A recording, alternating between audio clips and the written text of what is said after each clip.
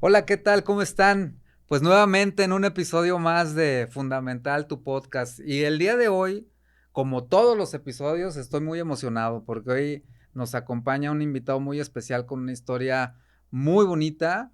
Y en lo particular, el día de hoy va a ser un podcast de mucho aprendizaje por todo lo que vamos a conversar y el tema tan interesante que, que domina nuestro invitado de hoy, a quien quiero presentarles eh, con su hoja de vida que aquí tengo.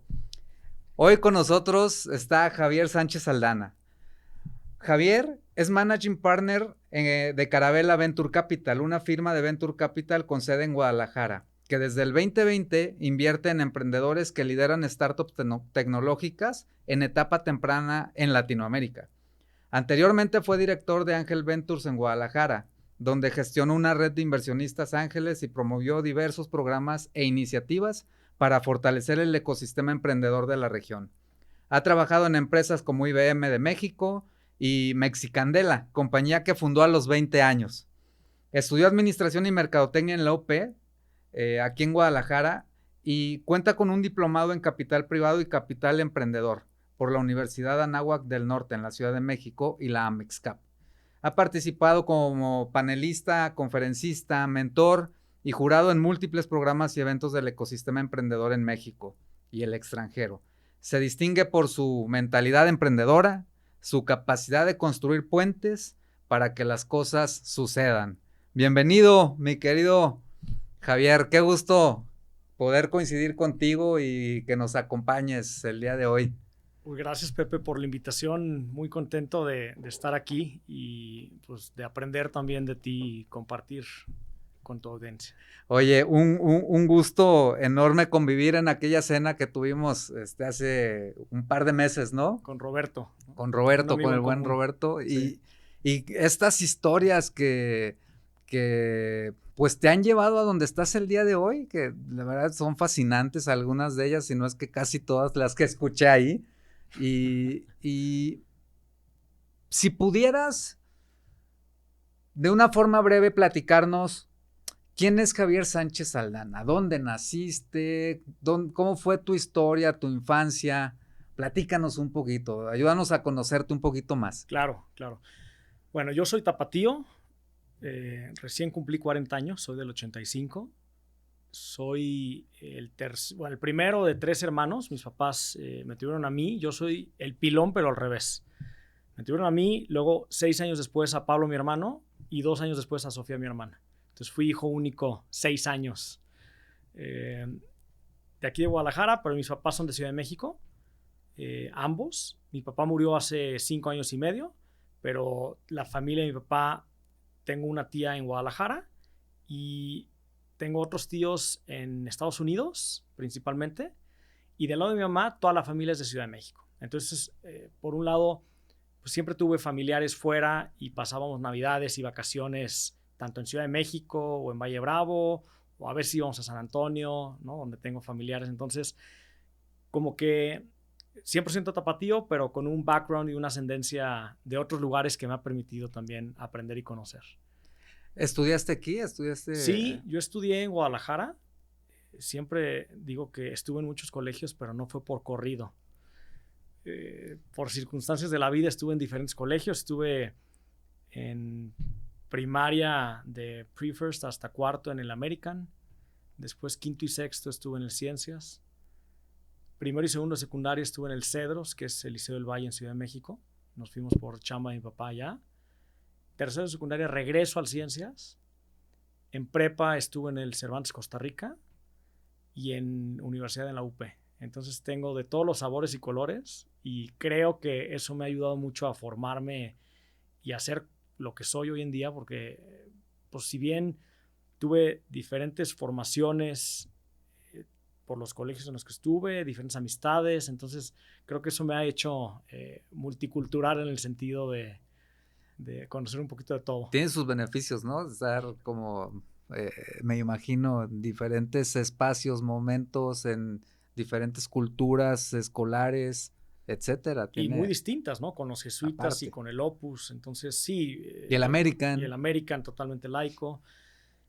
Sí, yo creo que eso me formó desde el principio. Obviamente hoy lo veo y conecto los puntos, pero ha de haber sido muy frustrante tanto cambio, sobre todo en secundaria, que ya tienes más amigos, ya es una vida un poquito más independiente, ¿no? Ya no dependes tanto de los papás. Pero yo creo que eso me formó y me ha hecho resiliente y me ha hecho adaptable al cambio. Entonces, creo que es un beneficio que se dio, ¿no? Y lo he tomado muy bien. Entonces, ¿Por qué sí. vinieron a Guadalajara tus papás?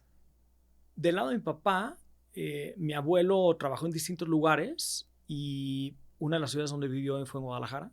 Entonces, en algún momento mi papá estaba en Guadalajara, mi mamá en Ciudad de México, noviando.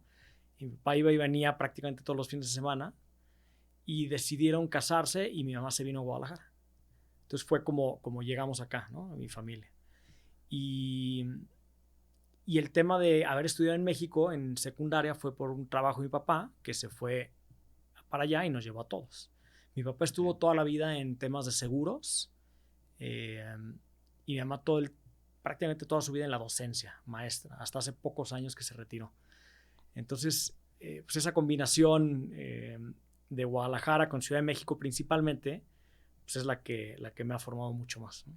Oye, ¿y tu papá estaba en el área comercial en los seguros? Sí, estaba como agente en algunas empresas aseguradoras y después como independiente, mucho tiempo. Y en 2020, en enero del 2020, le diagnostican leucemia y el panorama cambió drásticamente. Le dio una infección por las defensas bajas, justo empieza el COVID. No fue tema de COVID, pero murió en junio del 2020. Lo siento mucho. Sí, entonces bueno, pero bueno, fuera de eso, pues sí, una infancia padrísima. Me tocó vivir varios años en un fraccionamiento aquí en Guadalajara que estaba empezando, afuera del periférico, ¿no? De los primeritos Valle Real. Cuando iban empezando, fuimos la casa número 3, número 4. ¿En serio? Entonces me acuerdo perfecto con los vecinos, que éramos muy pocos y poco a poco se fue poblando ese fraccionamiento. Decimos en el buen sentido y cuidando toda proporción, obviamente, pero éramos niños de la calle, ¿no? Nos la pasábamos afuera, no teníamos Nintendo, o si teníamos, creo que ni lo pelábamos.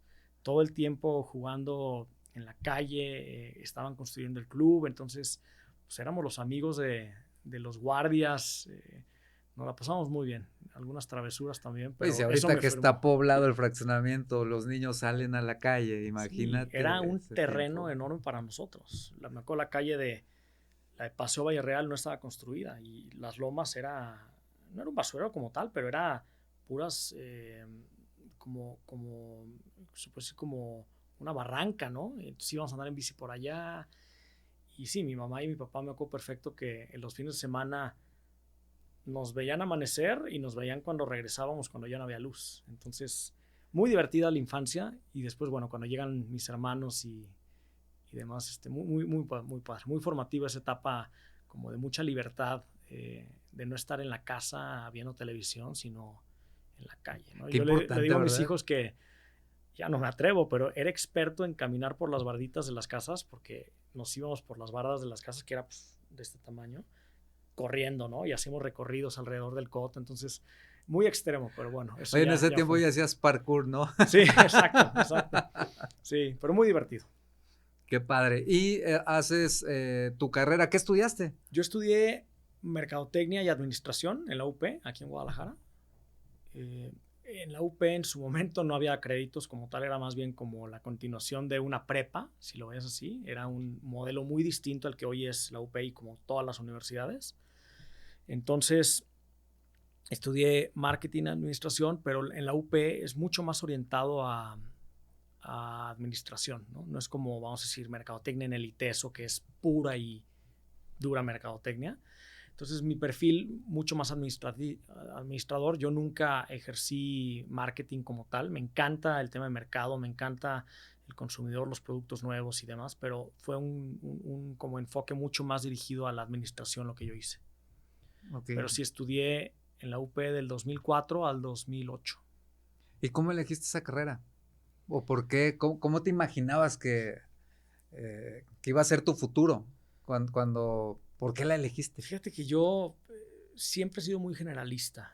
Me encanta hacer de todo, me encanta saber un poco de todo. Nunca he sido una persona tan profunda en algún tema. Soy más horizontal. Y me gustaba mucho la ingeniería. Soy muy curioso, me encanta desarmar cosas y armarlas. Nunca llegué al punto, vamos a decir, de programar y de conectar los cables. Era más bien como curiosidad de cómo funcionan las cosas. Entonces, por ahí la ingeniería me gustaba, pero me asustaban un poco los cálculos y las matemáticas mucho más avanzadas, ¿no? Y estaba también entre finanzas y en algún momento también pensé como arquitectura. Me gusta mucho eso. Tal vez no soy muy bueno, pero me gusta. Entonces estaba entre finanzas y marketing y sentía que el marketing, la comunicación, las relaciones públicas y todo lo que va alrededor del consumidor y los productos me llamaban mucho más la atención que las finanzas, cuando tal vez en su momento era muy orientado a la parte bursátil, ¿no? O corporativa. Y yo tengo un perfil pues mucho más orientado al consumidor. Entonces siento que eso fue lo que me decantó hacia esa carrera. Y la UP, yo estuve en el Ciencias, como te dije, y me encanta el ITESO y demás, pero sentía que la UP era más adecuada a mi perfil en ese momento y decidí irme para allá. Sí está interesante porque ese cambio sí Sí, es interesante. O sea, el Ciencias es muy humanista, sí. y la UP, aunque lo es, pero creo que tienen visiones distintas, ¿no? Como postulados diferentes. Sí, exacto. Y bueno, fuera de eso, también desde prepa me empecé a involucrar mucho en grupos como estudiantiles, no tanto en las sociedades de alumnos. Yo siempre he dicho que no soy tan político, soy más empresarial. Entonces no estaba en sociedades de alumnos, sino más en... Hay un torneo muy grande de maristas a nivel nacional que se llama EDEPREM. Y estuve muy involucrado desde primero de prepa, en segundo mucho más que me invitan al comité organizador y en tercero me postulan para ser presidente en 2004 de EDEPREM. Entonces estuve mucho más involucrado en ese tema, como más organización, eventos y etcétera. Y entonces en la UP continúo con eso. Me sigo metiendo a organismos o a organizar, le llamamos la red de líderes empresariales, hicimos un congreso, entonces como muy, muy metido y yo creo que también por mi perfil como marketing estaba mucho más involucrado en eso. ¿Cómo influye esas iniciativas en paralelo a tu estudio en tu vida? El participar en estos grupos estudiantiles, organizando un Sí. congreso. Yo creo que es mucho de mi perfil y de mi forma de ser el estar involucrado en general en muchas cosas, pero también muy enfocado. Soy de las personas que les gusta saber por qué suceden las cosas y saber qué es lo que está pasando, ¿no? O sea, yo, pues, cuando estás en esos grupos, tú eres el que organizas, tú eres el que defines, tú eres el que marcas la pauta y eso me encanta. Entonces, como que el estar al frente de esos grupos, organizar eventos, pláticas, me hacía sentir que estaba yo pues marcando un rumbo y tal vez no siguiéndolo, ¿no? Que también sé seguir el rumbo sin problemas si alguien lo marca, pero me gusta mucho más como estar al frente liderando en ese sentido. Entonces me ayudó mucho estar involucrado en ese tipo de cosas porque pues, también te conectas, conoces personas, te das a conocer y un poco de ahí viene lo que leíste al principio en mi brief como conectar, ¿no? Y unir como el punto A con el punto B y construir puentes. Entonces desde ahí me gustó mucho eso. Y pues, obviamente eso desencadenó muchas cosas que hoy tal vez creo que me trajeron hasta donde estoy, ¿no? El estar involucrado. Sin duda, las experiencias, tomas responsabilidades interesantes siendo estudiante, ¿no? Cuando participas en estos grupos, organizando Sí, eventos y demás, sí, y pones a prueba, en cierta forma, tus conocimientos y tus habilidades, y sí, las sí, sí. estás ahí Y perfeccionando. te exiges porque una cosa es el estudio y otra cosa es el estudio junto con organismos o grupos donde también te pones a prueba en el sentido de que no estás enfocado en una sola cosa. Ahora, nunca fui un estudiante de 10, tampoco fui de 7, ¿no? de 8.5, pero siempre lo he dicho y lo digo ahora con mis hijos, yo no exijo que tengas un 10, siempre y cuando hagas otras cosas de valor, ¿no? Si vas al deporte, si vas a clases de canto, de robótica, estás en el club, tienes amigos, vas con tus primos, sales, ¿no? El viernes que te invitan, no pasa nada si sacas 8 o 9, siempre y cuando hayas hecho tu mejor esfuerzo, ¿no? Entonces yo era como en esa filosofía de, pues en universidad, en segundo semestre fue cuando empecé a emprender, ya de manera formal, porque antes había hecho muchos proyectos pequeños, pero en 2007 empecé a emprender y pues iba a trabajar. Entonces combinaba el estudio con el trabajo en mi propio emprendimiento y la verdad es que yo tomé la decisión en algún punto, sobre todo ya más avanzado, de poner mucha atención en clases, estar hasta el frente. De eso hacía que mis exámenes tuvieran buenas calificaciones, pero a veces las tareas me las saltaba. Entonces ahí compensaba un poco, ¿no? Porque prefería mejor trabajar en lo mío. Entonces, bueno, eran decisiones que no sean las más acertadas, pero a mí me funcionó. Oye, Javier, a ver, hagamos un zoom en esa etapa de tu historia. Estabas estudiando y decides estudiar y emprender. ¿Cuál fue la motivación para emprender? ¿Qué emprendiste? ¿Cómo lo hiciste? ¿Qué sucedió? ¿Recuerdas que... Sí. Desde antes muy inquieto haciendo varias cosas. No te voy a decir que vendía limonadas porque tal vez está muy trillado eso, pero sí vendía lo que se podía. En general más chico y durante mi etapa más avanzada. Pero específicamente en universidad, bueno, desde prepa, había un par de compañeros que estaban organizando eventos sociales y eran como eventos donde vendías boletos y eran fiestas los viernes y sábados, ¿no? Como fiestas temáticas. Entonces, eso por un lado, ¿no? Y luego empezamos a platicar de hacer algo, ¿no? Queríamos crear empresa, queríamos generar un impacto positivo, queríamos también algo de dinerito, ¿no? Pero sobre todo el crear las cosas a mí me encanta. Entonces, como con esa mentalidad de crear, entrando a la UP, ya conociendo a uno de estos compañeros que entra a la UP también, el otro se fue al TEC. A mí por azares del destino, un poco también por inquieto, una tía estaba organizando la fiesta de centenario de un club de la Ciudad de México. Y entonces, como que mis parientes de Ciudad de México les encanta el vidrio soplado y les encanta todo lo que tiene que ver con las artesanías. Entonces me dijo, oye, estoy organizando esta fiesta, los centros de mesa queremos que sean de vidrio soplado y queremos hacer unas velas. Te propongo que me vendas tú que estás en Guadalajara, consígueme, hazme la logística y demás. Eso fue en 2005, yo entré en 2004, entonces habré tenido, ¿qué? 19 años, tal vez, 18, 19 años. Entonces, coticé el vidrio, pero estaba muy caro mandarlo a Ciudad de México. ¿Cómo se llama tu tía? No me daba. Mi tía es Tesha. Ok. Sí, mi tía Tesha es la más grande del lado de mi mamá. Entonces me dice, oye, pero ¿sabes qué? Voy a comprar yo el vidrio, lléname las velas. O sea, lléname esos recipientes de vidrio que van a ser los centros de mesa, hazme los velas. Y yo, pues órale, no tengo ni idea cómo hacer velas, pero sí, quiero ganar una lana y lo voy a hacer. ¿Cuánto tienes de presupuesto? Pues tanto. Pues yo hago que me dé. Entonces coticé parafina, los pabilos, todo lo que se tenía que hacer, pero no me daba el costo y el precio que me daba ella de traérmelo a Guadalajara, llenarlo y mandarlo de regreso, ¿no? Por el peso y el volumen. Entonces decidí irme a Ciudad de México un verano a hacer las velas. Y estuvo muy padre porque, como paréntesis, hice las velas en verano, en 2 semanas, hice una semana y me dice 666 velas. Eso después te cuento, pues lo hacíamos en un día, en unas horas, ¿no? Ya con la fábrica. Pero bueno, lo que sucedió es que me fui a casa de mis bisabuelos, que por cierto, eso creo que también me formó mucho, y perdón que regrese, pero yo conocí a mis 4 abuelos y conocí a 4 bisabuelos del lado de mi mamá. ¡Wow! y los conocí muy bien. O sea, varios años convivimos con ellos en Navidad, sobre todo con los papás de mi abuela.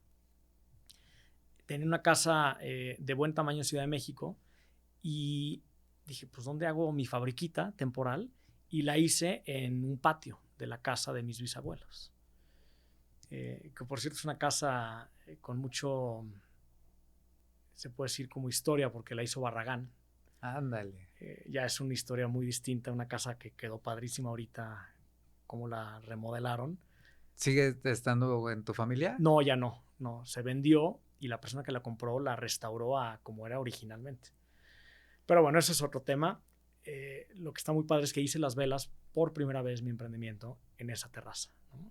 Y te digo, hice 666 velas en una semana y media.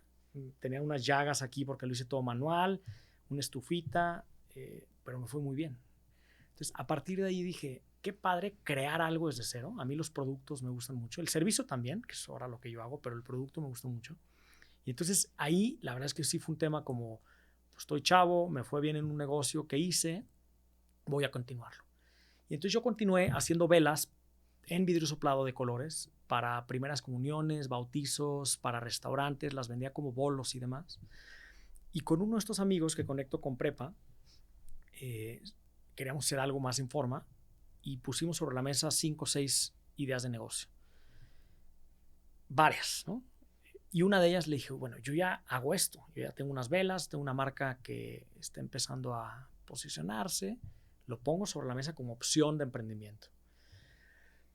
Y lo que hicimos fue que me involucré con ellos en la organización de los eventos sociales.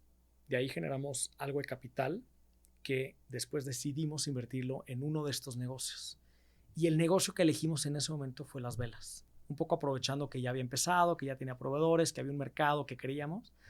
Lo que estuvo padre es que uno de mis socios, con un perfil como muy consultor, un financiero, propuso darle un giro y hacer velas ya no tan tradicionales, sino hacer un copycat de las velas de Estados Unidos, de las marcas importantes, grandes de allá, que tenían que ver con mucho diseño, mucho aroma y empaque, en vez de unas velas tradicionales. Y bueno, en conjunto, los 3 socios le metimos algo de capital, compramos una marca y empezamos a trabajar.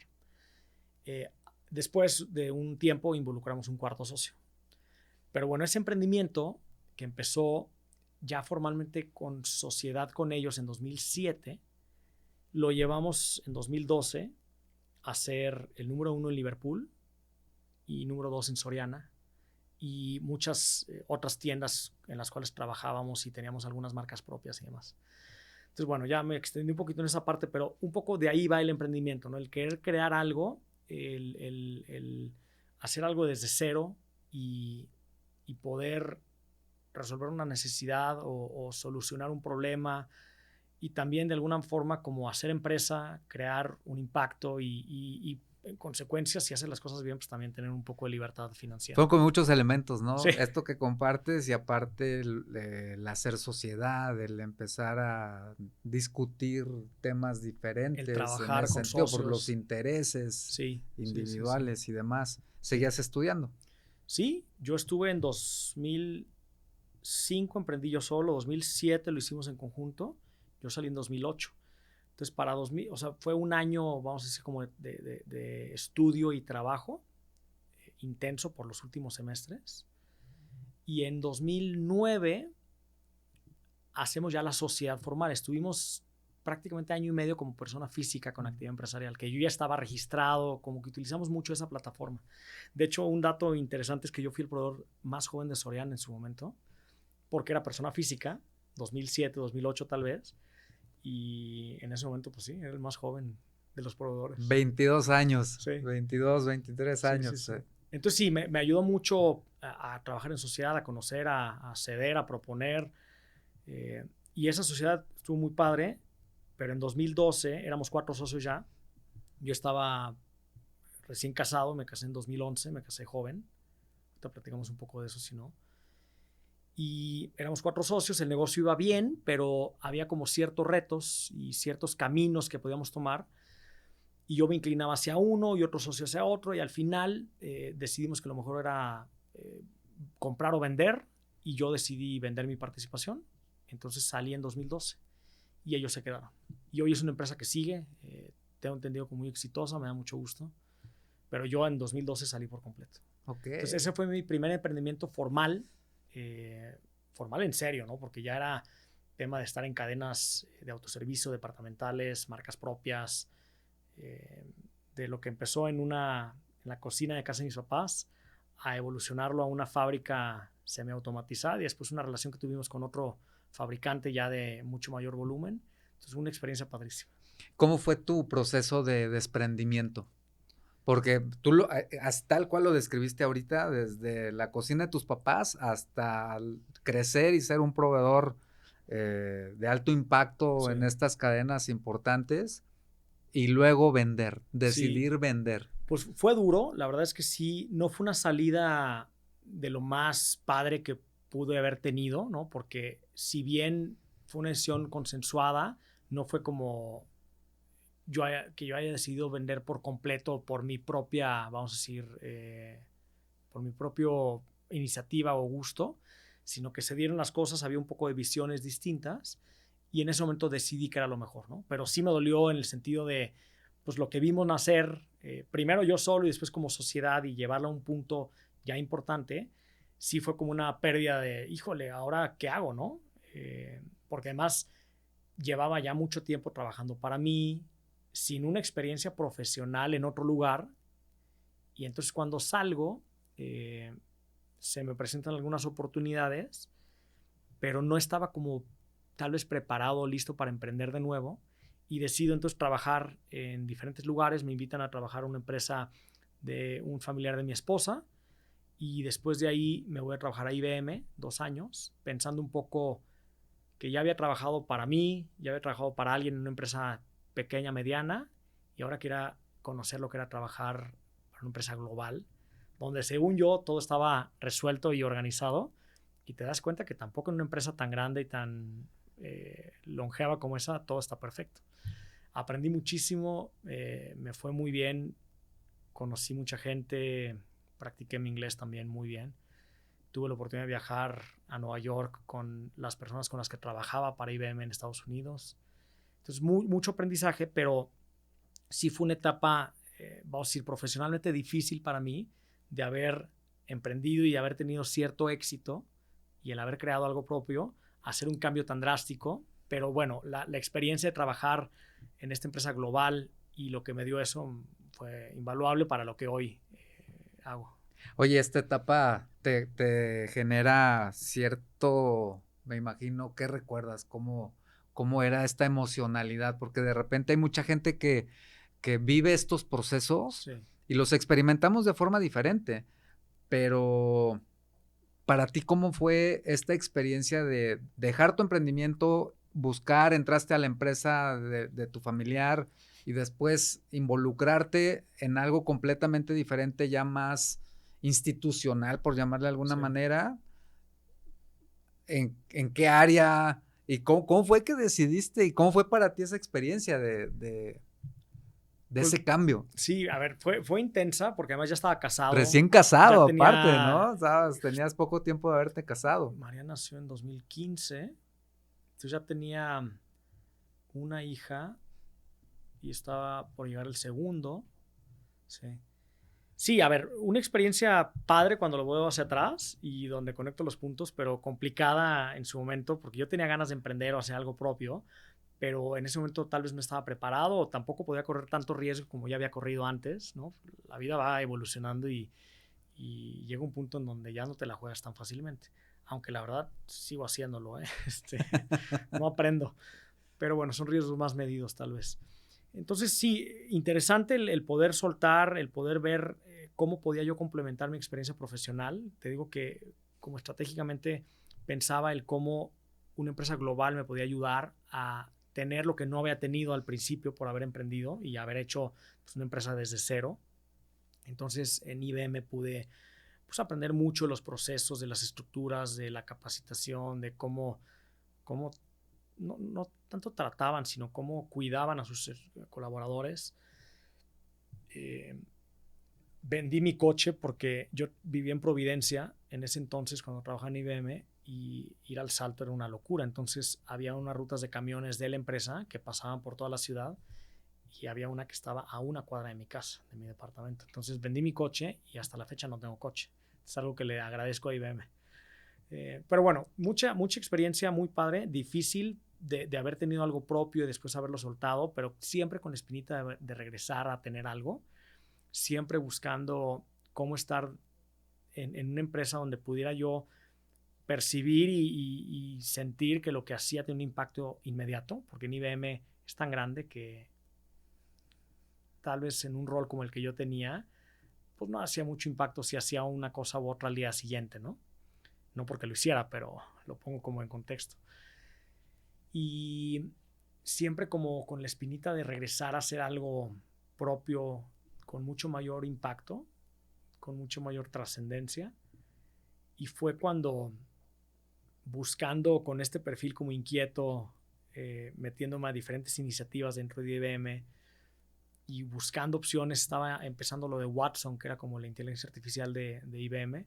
Estaba buscando cómo involucrarme, conocí a un colaborador de IBM que hoy en día es un asesor del fondo. Entonces, como que buscando cómo conectar, cómo aprender o cómo extraer valor que pudiera yo tal vez en algún punto aprovecharlo en algún emprendimiento o en alguna otra etapa profesional. Y fue cuando me invitan a un viaje. Mi suegro invita a un grupo de emprendedores y gente como con un perfil medio inquieto a hacer un viaje a un festival de innovación en Tel Aviv, como el Silicon Valley, ¿no? Allá. Y entonces fuimos 6 personas, una semana intensa, y me voló la cabeza la tecnología, todo lo que había visto por ahí. Entonces regreso a Guadalajara, estando en IBM, voy a meterme a los diferentes grupos de emprendimiento como Hackers and Founders y varios comunidades y le juego al ángel inversionista, invierto lo poquito que tenía, todo en un startup de una persona que en ese momento me convenció su pitch y me dice, oye, ¿por qué además de invertir no te vienes a trabajar? ¿No? Tienes más experiencia, era un chavo, vente a trabajar y eres pues, ángel inversionista, pero además no tanto co-founder, pero sí como primer empleado, ¿no? Casi, casi. Y entonces dije, es el momento. Renuncio a IBM, me voy a trabajar al startup y a los 4 meses truena. Entonces me quedo sin chamba, me quedo sin una plataforma como IBM, pero además ya no quería volver al mundo corporativo. Decido buscar, colocarme en alguna startup grande. Busqué en Uber, busqué en Cabify, busqué en muchas startups grandes porque yo ya quería estar de este lado del ecosistema emprendedor y no se me hizo. Entonces estuve un año buscando como consultor, dando algunos trabajos en específico y fue cuando me invitan a dirigir la oficina de Angel Ventures en Guadalajara. Entonces, bueno, ahí hago una pausa por si tienes alguna duda. Oye, a ver, digo, lo platicaste muy fácil y se escucha fácil, pero inviertes todo tu capital. Lo poquito que tenía, todo. Pues es todo. Lo hice muy mal, sí. Mucho, poco, todo. Sí, sí. Lo pones en un emprendimiento que te gusta el pitch. Te invitan a colaborar, renuncias a tu trabajo, te vienes a colaborar y a los 4 meses truena el emprendimiento. Sí.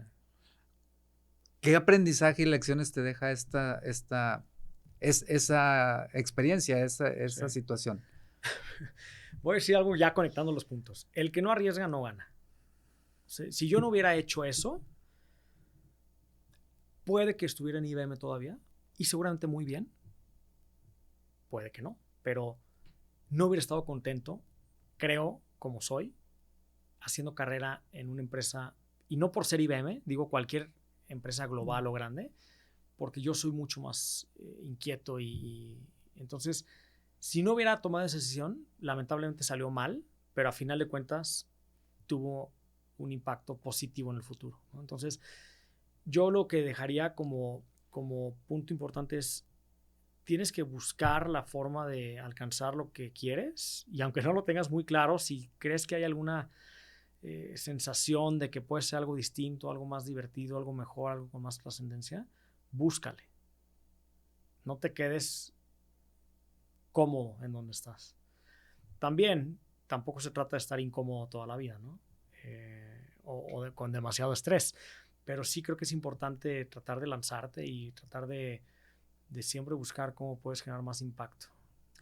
Esto está bien interesante porque estoy tratando de probarme, imaginarme esa situación y yo creo que hay muchísimas personas que viven un descalabro, una situación no esperada, un fracaso y el tiempo para recuperarte es prolongado. Largo, sí. ¿Cómo hiciste o cómo haces tú? ¿Qué experiencias nos puedes compartir para poder sobreponerte a una situación así? Sí. Híjole, mira, mucho tiene que ver con mi forma de ser también. Soy muy desprendido, la verdad es que, y tiene cosas buenas y cosas malas, ¿no? Soy muy desprendido, soy muy frío a veces, en el sentido de las cosas pasan y no puedes ahogarte en un mar de lágrimas, ¿no? Y no puedes atorarte ahí.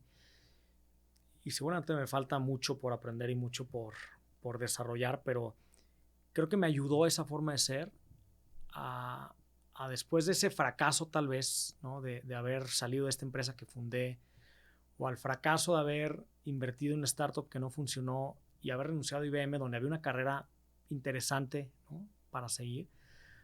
Era como decir, pues ni modo, hay más, ¿no? Hay que buscar cómo sales adelante. Y obviamente tengo que decirlo, creo que el tener una persona como mi esposa, como Luisa, al lado, es lo que te hace, pues, seguir adelante, ¿no? Y los hijos también, obviamente. Pero el perfil de Luisa, viniendo de una familia donde su papá es emprendedor o empresario y pues su abuelo también fue y demás, que de mi lado yo no tenía esa parte, vamos a decir, cercana, ni de mis papás, ni de mis abuelos. Sí, mi bisabuelo, el que te dije donde hice las velas. Yo creo que de ahí viene la vena emprendedora. Pero el tener un soporte y una red de apoyo, principalmente con mi esposa, en donde pues ella tenía la capacidad de entender por lo que estaba pasando, porque en su momento pues, lo vivió con su papá, aunque es diferente, ¿no? Porque a ella ya le toca de forma directa Claro. aguantar. Pero bueno, ella fue fundamental para sobrellevar los retos y hasta el día de hoy, obviamente también todo lo que hoy tenemos encima, pues mucho de mi paz mental, aunque no siempre es paz, pero me lo da ella, ¿no? Entonces yo creo que eso es importante. Uno, forma de ser. Dos, red de apoyo. Y algo que no he hecho, y lamentablemente porque invertimos en una empresa que se dedica a eso, es tema de terapia, ¿no? Y salud mental. Igual ya estoy mal, pero siento que yo me he podido medio ayudar en el sentido, por mi forma de ser, a no caer en una depresión o a no caer en un hoyo donde es difícil salir, ¿no? Pero bueno, yo creo que es importante tratarte cuando vale la pena y cuando se necesita para que salgas mucho más rápido de cosas muy difíciles, ¿no? O cosas que tal vez no sea tan fácil tú salir de ellas.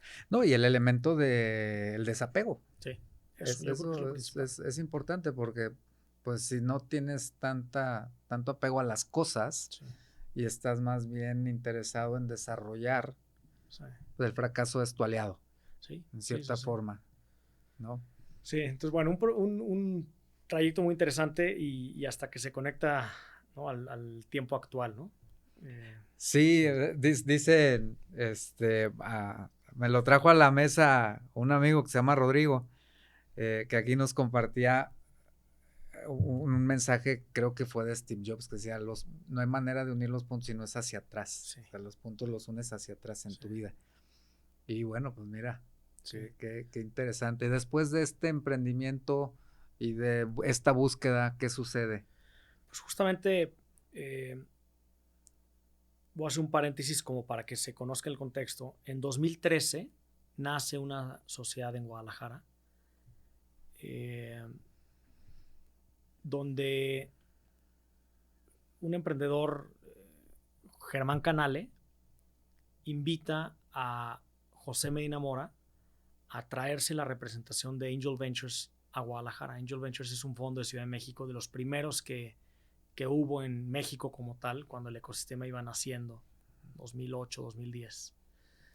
Entonces Germán se trae junto con José Angel Ventures a Guadalajara y Andrés Medina Mora, hijo de José, se involucra en esa sociedad. Germán es el que opera. Germán después se va a estudiar e invitan a Aldo Fara para que continúe con los esfuerzos de esta sociedad. Se tenía una red de ángeles, se hacían programas de como incubación, aceleración de empresas, eventos de networking, como mucho desarrollo del ecosistema. Luego Aldo se va a estudiar, invitan a Alejandro Arregui, y esto te estoy hablando ya en 2017 más o menos, ¿no? En 2013 o 2017 yo no pintaba en ese mapa.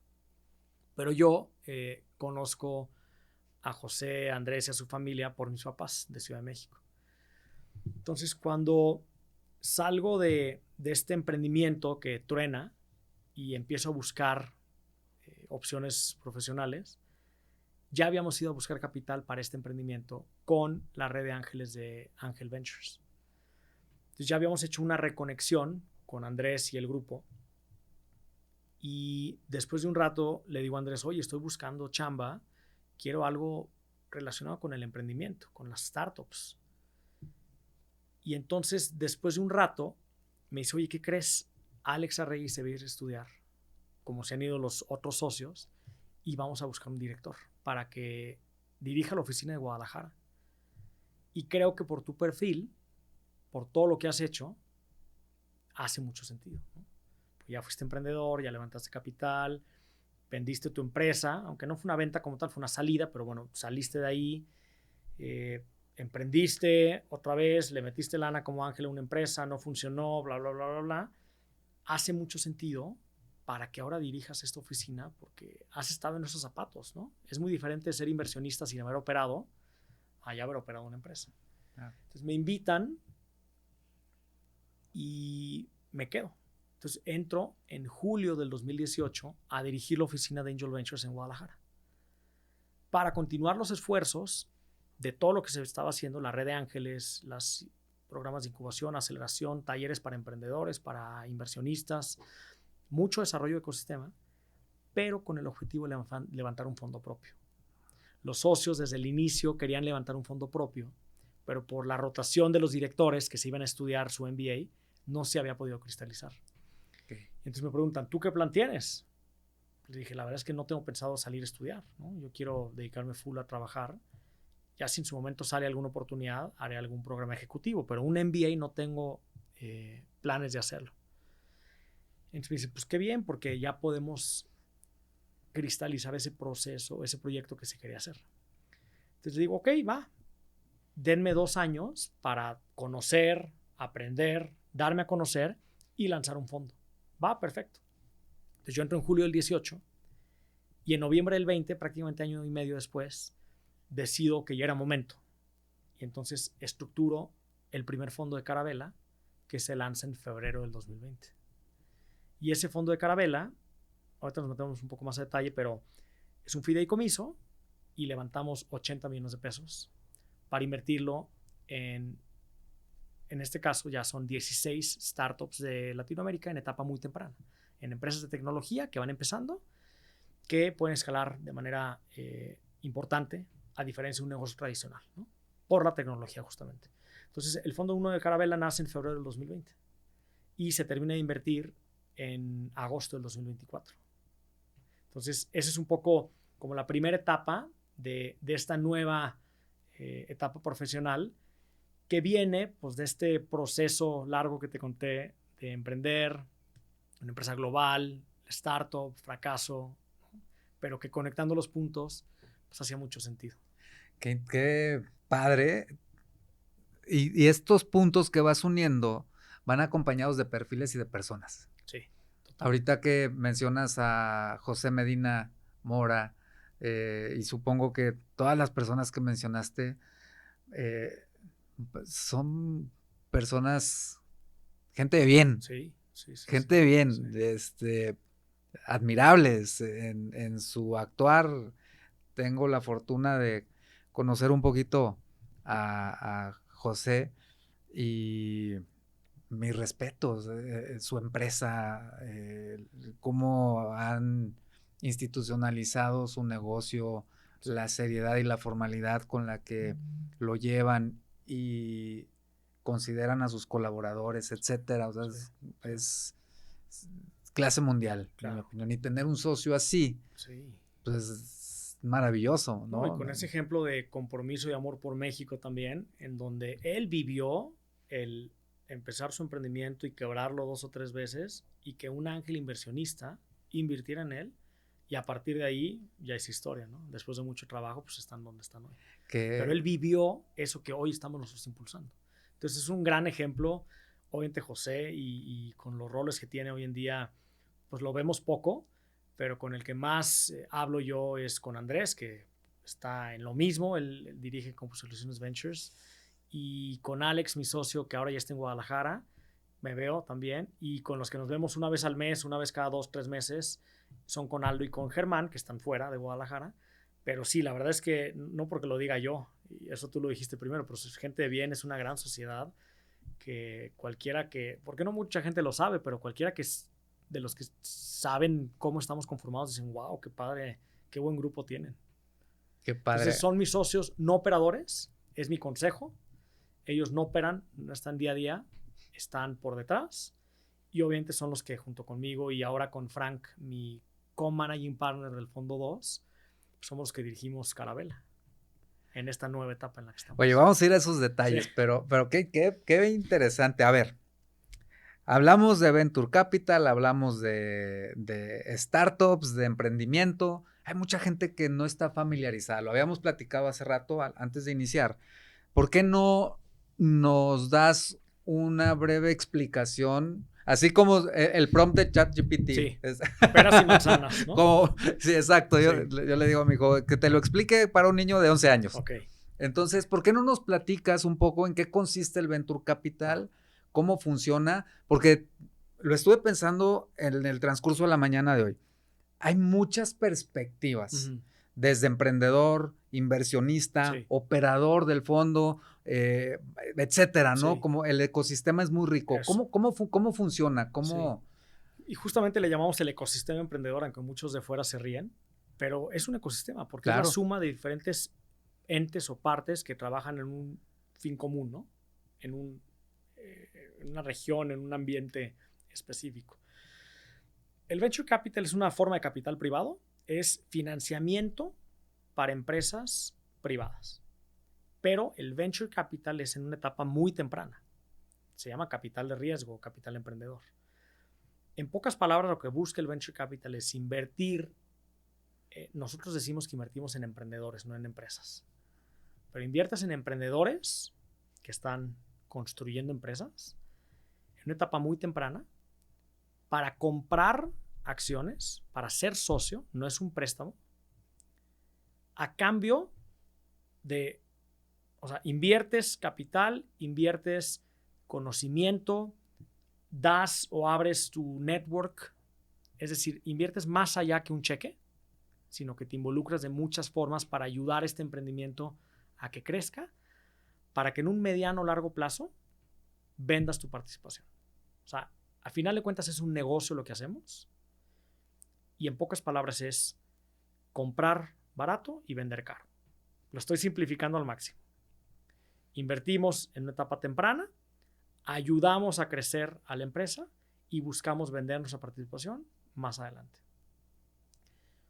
Como es mucho riesgo y como son emprendimientos de tecnología o basados, o sea, habilitados por tecnología o ahora creados por creadores de tecnología, son empresas que pueden escalar mucho, a diferencia de un negocio tradicional. Entonces, sí buscamos que los retornos sean muy grandes. 10, 15 veces la inversión en un periodo de 5 a 10 años. Obviamente, el riesgo es alto porque son empresas disruptivas que están tratando de abarcar un mercado de una forma como muy agresiva o tal vez un mercado nuevo o con una solución que pues, no es conocida en el mercado todavía y están queriendo disrumpir un mercado, una industria. Entonces hay mucho riesgo, pero el potencial es muy alto. Entonces en pocas palabras es eso. Invertimos barato, invertimos o compramos barato para vender más caro. ¿De dónde sale el capital? Hay diferentes tipos de inversionistas. El ángel inversionista invierte su propio dinero. y él decide cómo, cuánto y hasta dónde llega. El tema de los fondos, nosotros somos un administrador, somos un intermediario. Yo levanto capital de inversionistas privados, de gente que tiene capital y que además es acreditada, o sea, que tiene capacidad económica, pero también conocimiento.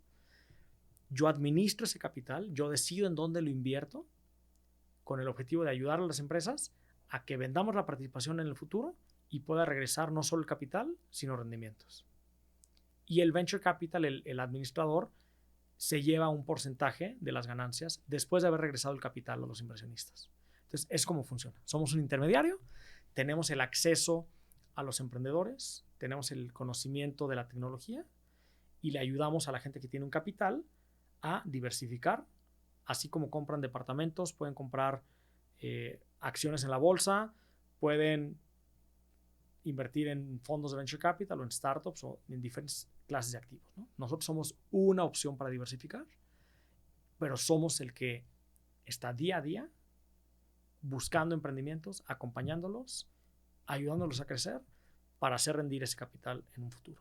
No operas el emprendimiento. No operamos el Entonces, emprendimiento. le aportas valor, pero no lo operas. Y es un poco el por qué se llama Carabela. Nosotros somos solamente el medio. El emprendedor es el capitán, Carabela es el barco que los ayuda a llegar de un punto A a un punto B. ¿En qué momento sale? El fondo. El fondo.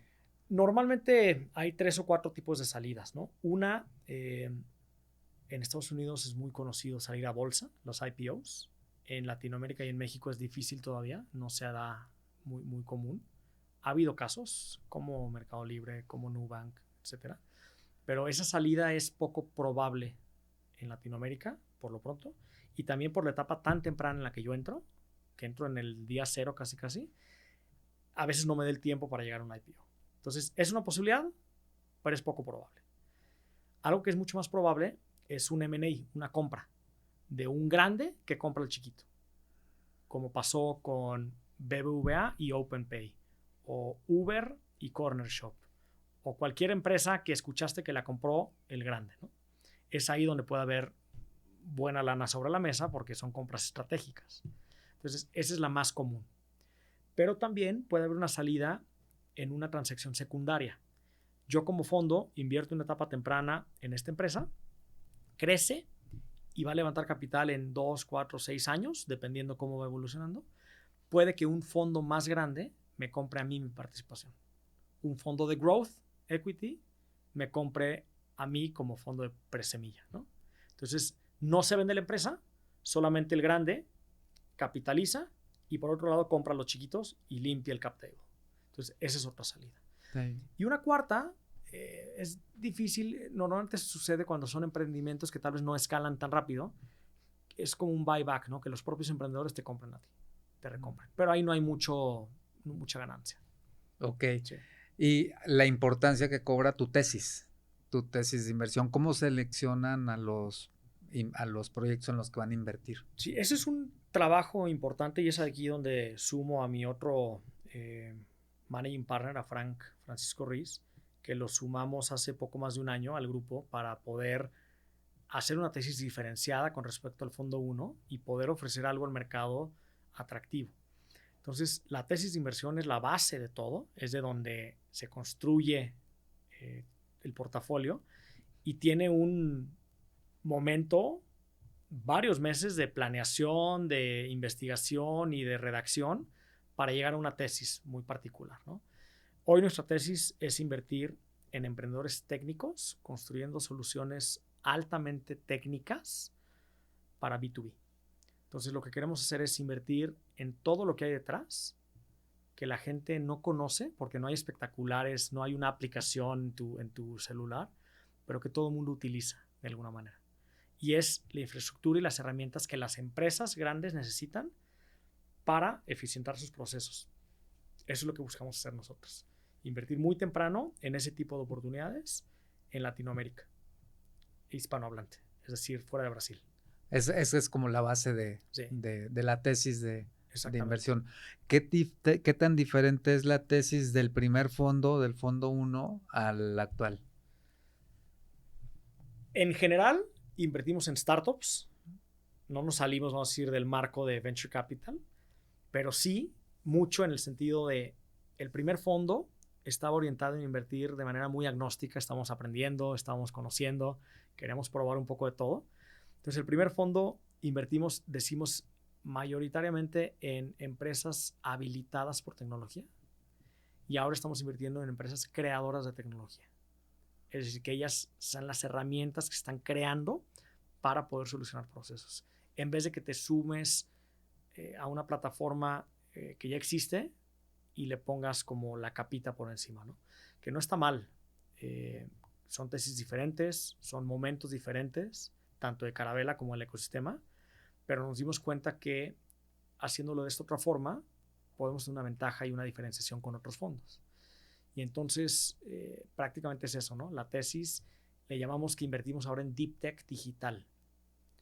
Y es justamente esas herramientas que se utilizan para solucionar o resolver retos de los negocios, pero que están por detrás, que nadie las ve, pero todo el mundo las utiliza todos los días.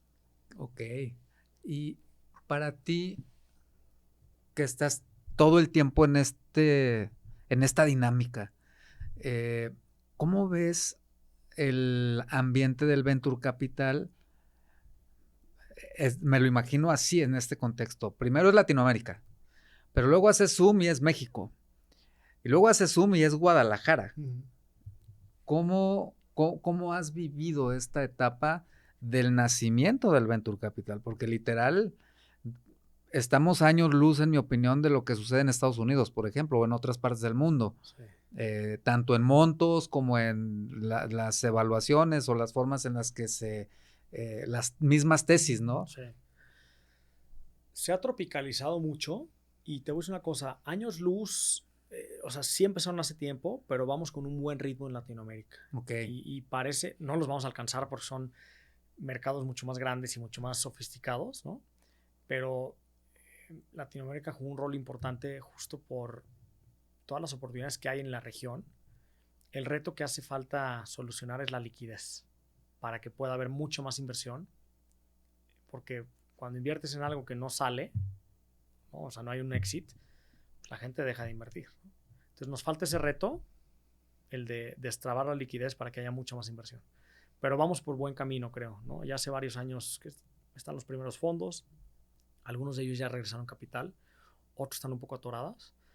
Pero sí, en pocas palabras, para poner en contexto, te voy a hablar más o menos del 2019-20, de invertirse muy poquito. Te hablo de tal vez millones de dólares. En 2020 se invierten 4,000 millones de dólares en Latinoamérica. 2021, 2019, 4 millones, 4,000 millones. 2020, más o menos por ahí. 2021 crece a 16,000 millones de dólares, principalmente impulsado por fondos internacionales que trajeron mucha lana por la pandemia, ¿no? Que había mucha digitalización. Y después que hay una caída a 8,000 millones a la mitad en 2022. Y luego a 4,000 millones en 2023. Y ahora 4,000 millones en 2024. Entonces vamos a decir que se hizo un pico y luego se estandarizó. Estamos pagando la cruda de tanta lana a tasas tan bajas, ¿no? Como había hace unos años. El dinero era gratis.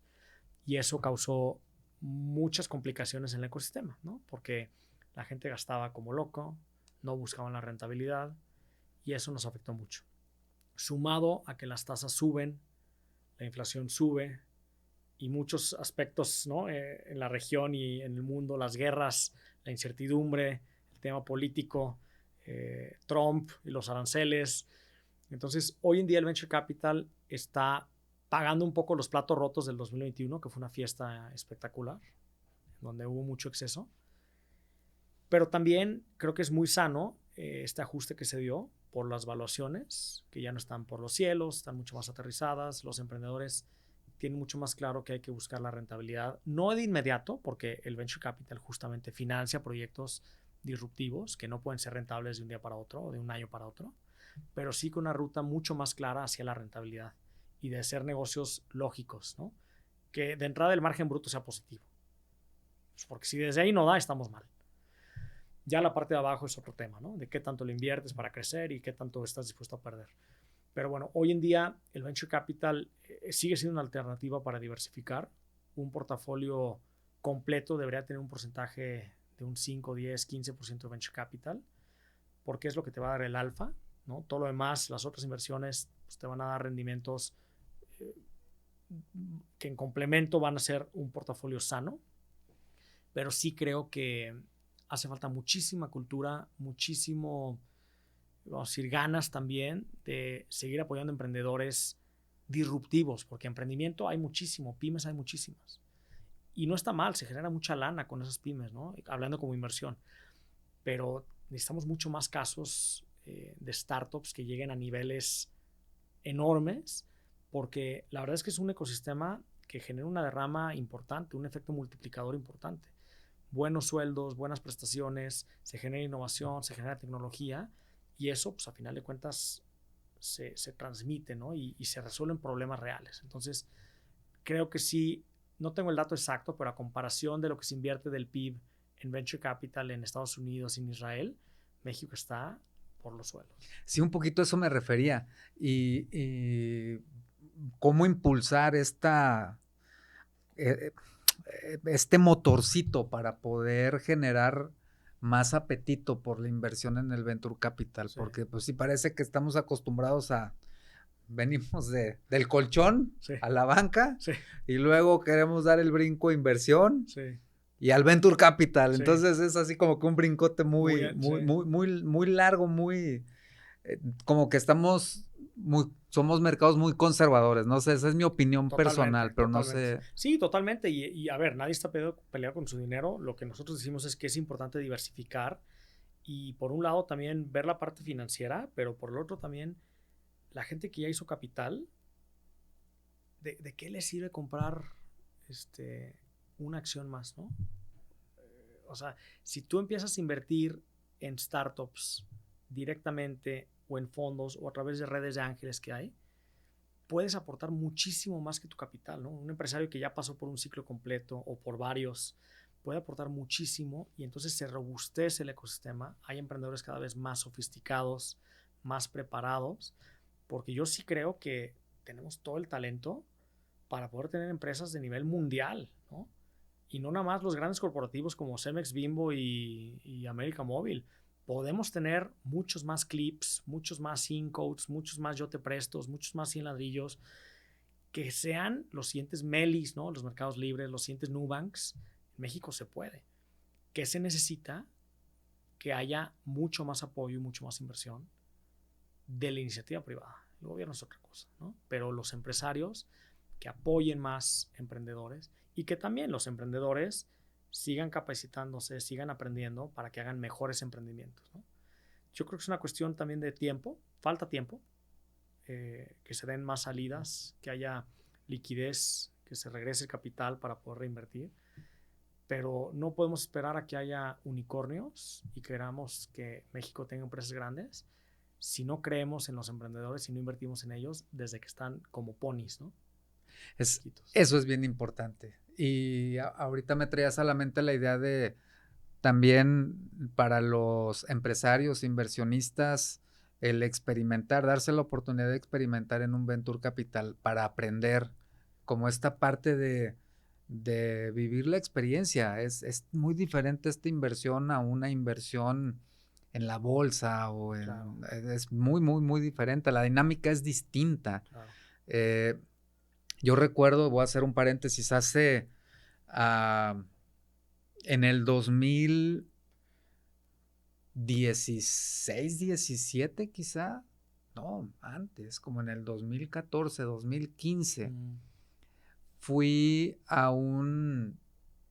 tomé un programa que hacían unos chicos en la Ciudad de México que se llamaba Play Business, que a lo mejor los conoces, claro.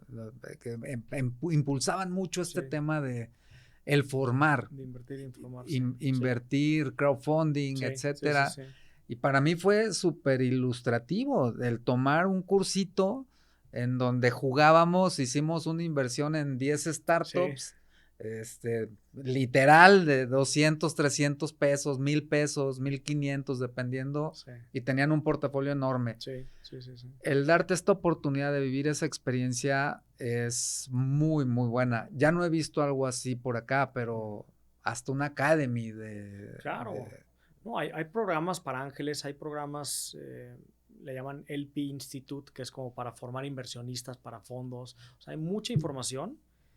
Eh, Nosotros en su momento hicimos muchos talleres, muchas capacitaciones. Hoy estamos totalmente enfocados en la operación del fondo, pero obviamente cuando nos invitan a platicar o a dar una clase a alguna universidad o escuela de negocios, vamos y tratamos de evangelizar en lo que se pueda, porque la verdad es que es un ecosistema que requiere mucho más apoyo, mucha más inversión, para que eso se traslade después o se multiplique en un impacto no solo económico para todos los involucrados, sino también social o ambiental, ¿no? Si la startup tiene que ver con un corte Sí, claro. de ese estilo. Entonces, sí, o sea, yo creo que es un reto el pasar la voz, el que se conozcan los casos de éxito, porque también en México no nos gusta hablar de lo que pasa bueno, porque a veces nos da un poco de miedo, ¿no? De hablar de los éxitos. Entonces, las salidas que ha habido no se conocen mucho.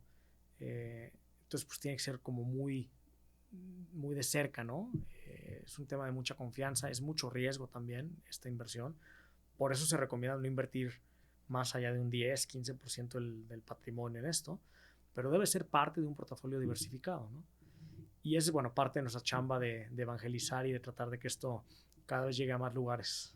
Sí, y esta responsabilidad, la perspectiva que nos das ahorita desde el inversionista y desde el operador del fondo, me parece muy interesante, pero ahora me gustaría cambiar un poquito la lente y que nos ayudes a entender tu percepción con respecto al emprendedor en México o en Latinoamérica. ¿Cómo es tu experiencia con estos emprendedores, estos proyectos, startups que que has evaluado en los que están invirtiendo, que ya invirtieron? Sí.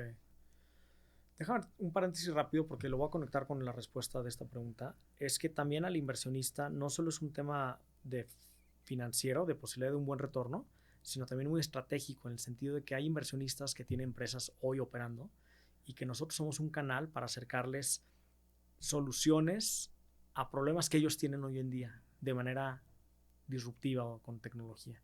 Entonces, las personas que tienen empresas o que tienen family offices, podemos ayudarles a traerles las soluciones que están requiriendo hoy, ¿no? Y bueno, ahora lo conecto con esto de los emprendedores. Yo veo emprendedores, a mí me tocó emprender, te digo, en 2005, 2007 de manera más formal. Ahora hay mucha más información. Hoy con las redes sociales, con las plataformas, los emprendedores no tienen pretexto para no estar a la vanguardia. La tecnología es mucho más barata. Puedes emprender ahora de manera muy sencilla, con unos cuantos dólares. No necesitas como para probar más allá de $1,000 para empezar a probar. Obviamente para escalar sí, ¿no? Pero creo que los emprendedores hoy en día tienen mucho más mundo, mucho más conocimiento, tienen acceso a lo que pasa en Silicon Valley, en otros lugares. Muchos participan en aceleradoras o en programas en Estados Unidos. Entonces ya hay una conexión mucho más estrecha entre lo que pasa allá y lo que puede pasar acá. Creo que son emprendedores en general. Pues el mexicano es muy emprendedor, muy aventado. Lo que hace falta en general es creértela en que puede ser el siguiente Mercado Libre, el siguiente Nubank, el siguiente gran emprendimiento. Y a veces lo que nos hace falta también, y lo digo como inversionistas, es pensar más en grande, creértela, pero también estar dispuesto a los riesgos y sacrificios que eso involucra, ¿no? Porque a veces dices, sí, me encantaría, pero híjole, no estoy dispuesto a A o B. Y la verdad es que si no estás dispuesto a eso, no vas a llegar a ese nivel. Entonces creo que también es parte del aprendizaje que yo he visto de cómo ir no solo nutriéndote de buenas experiencias y como decías al principio, de role models o de modelos a seguir, sino también tú estar dispuesto a asumir el costo y el riesgo que eso implica, ¿no? Pero veo emprendedores con mucha hambre, veo emprendedores sí golpeados por la cruda que vivimos después del 2021, pero también mucho más conscientes en hacer negocios que tengan mucha lógica, como le dijimos hace unos minutos, ¿no? Que no estén negocios disparados ahí porque se me ocurrió un día en la regadera, sino que tengan fundamentos sólidos. Entonces los veo preparados y parte de lo que estamos buscando es emprendedores no solo en México, sino en Latinoamérica, ¿no? Donde también el ecosistema de Chile, el ecosistema de Colombia, el de Perú, el de Argentina, está muy avanzado y creo que va a estar muy interesante lo que va a pasar en los próximos 5 a 10 años, sobre todo por esa disrupción que trae la inteligencia artificial y todo lo que alrededor conlleva. Si ahorita traes a la mesa la inteligencia artificial, de lo cual me gustaría también platicar un poquito. El hecho de que los emprendedores hoy día están viviendo esta etapa competitiva, porque cada vez es la velocidad, la competencia, cada vez hay mucho de esto. ¿Cómo, cómo ves tú en este ambiente cultural mexicano con respecto al resto de Latinoamérica, el actuar de los emprendedores? Porque hablaste de Mercado Libre, Nubank, etcétera, pero son empresas no mexicanas, brasileña, argentina, etcétera. Sí. El caso que yo traigo ahorita presente, el de Poncho Los Ríos con Nowports, sí. que un muchacho muy joven de 18 años que hizo su emprendimiento y ahorita a los 25 ya incluso soltó la operación para convertirse en el presidente de su consejo. Sí, y ya está, ¿no?, emprendiendo otra vez. Y seguramente, me imagino, por eso lo hace, para volver a emprender. Sí. ¿Cómo encontramos más Ponchos de Los Ríos? Porque talento hay. Sí. Mira, en Guadalajara tenemos casos buenos como Adal de Cuesqui, como Rubén de Yo Te Presto, como Hugo de Cien Ladrillos y varios, ¿no? No quiero dejar a nadie fuera. O como Bismarck Lepe de Uyala, que hizo después Wiseline. Y son casos de gente que yo creo que tiene la capacidad. Ha hecho saber equipos. O sea, ha sabido hacer equipos. Y está dispuesto a correr los riesgos y asumir las consecuencias de querer hacer algo en grande. Entonces, yo creo que hace falta más, ¿no? Pero volviendo a ese punto veo a los mexicanos a veces como muy cómodos y a veces yo también en lo personal, porque como Latinoamérica, después de Brasil, México es el segundo mercado. Pues el argentino con tanta crisis y tantas cosas tiene que salir, ¿no? Y tiene que buscar cómo salir adelante. Y el chileno pues es un mercado muy chiquito, entonces tiene que salir a buscar cómo comerse el mundo, ¿no? Otros países. Y Colombia también. Y México, pues tenemos todo, tenemos muy buenos beneficios, ¿no? Y eso siento que a veces nos puede perjudicar. Ahora, lo decía un empresario importante, que en México es muy fácil hacer mucha lana. O sea, hay muchas oportunidades para hacerlo. Pero hay que saber hacerlo y hay que dedicar el tiempo y asumir, ¿no? Entonces yo lo que creo que es eso. Tal vez contra los latinoamericanos, yo creo que en talento y en capacidad estamos a la par. No diría quién está arriba que otro. Creo que está a la par, pero a veces el hambre y ese sentido de urgencia o esas ganas de ser más ambiciosos o agresivos, creo que sí nos puede jugar en contra estando aquí en México. Ese punto es fundamental. ¿Cómo rompemos ese sentido de confort? Te comparto, esto es muy personal, pero en estos últimos 12 meses he estado muy reflexivo en términos de algunos temas personales y me puse a dibujar mi idea y yo le llamé como el proceso de emprendimiento, como la anatomía del emprendimiento le llamé, para mí. Sí. Y cuando lo empecé a pensar, me vino a la mente el origen, o sea, cómo nace un pensamiento de alguien que quiere emprender. Sí. Y creo que tiene mucho que ver con el contexto. Es decir, en la medida en la que tu contexto, o sea, si tu contexto es limitado, sí, entonces tu visión va a ser limitada. Y cuando vas al proceso de la materialidad, de empezar a accionar, pues ya empezaste desde un lugar muy acotado, limitadón. ¿Cómo amplificamos este contexto para poder amplificar la visión y pensar en materializar algo en grande? Sí. ¿No? Mira, no sé si es la respuesta indicada, pero un poco lo que pasa en la familia, ¿no? Cuando quieres que tus hijos conozcan más allá de lo que hay aquí en su burbujita, haces un viaje, ¿no? Y les abres el mundo y ven posibilidades y conocen gente y culturas. Yo creo que es un poco similar acá. Lo que tenemos que hacer es salir de lo que estamos acostumbrados o salir de nuestro mercado. Obviamente atiendes al mercado y lo escuchas y lo entiendes muy bien aquí, pero ¿qué pasa con esto mismo que sucede aquí, allá o allá o allá, ¿no? Entonces el emprendedor, creo, o el profesionista en general, tiene que salir a ver qué está pasando en su industria o en otras industrias para ver qué puede traer acá y cómo puede expandir esa visión que tal vez hoy es limitada. Y ahora, vuelvo a lo que dije hace un ratito. Hay muchísima información, hay muchísimos recursos, hay muchos videos, pláticas, podcasts, que hoy hay que dedicar un poco de tiempo a eso para expandir la mente y salir de la burbuja, porque si no, va a estar en lo mismo. Entonces yo creo que tenemos que tener eso en mente y provocar o promover que eso suceda. Nosotros con nuestros emprendedores constantemente estamos invitándolos a eventos, a pláticas, a esto que el otro, para que sepan que no nada más es la operación diaria, ¿no? Porque a veces te enfrascas en eso. Sí, tenemos un amigo en común, es Jorge Zavala. Y Jorge, algo que consistentemente me ha dicho es, bueno, aparte de que es muy directo y él actúa. A ver, ¿quién lo va a comprar? ¿A quién le importa? Se enfoca en algo que quiero traer a la mesa porque lo comentaste ahorita y es un punto que sería muy valioso conectar para ganar velocidad. ¿Qué problema vas a resolver? Desde la perspectiva del emprendedor. A ver, piensa en qué problema vas a resolver. ¿Quién se va a beneficiar de tu proyecto que vas a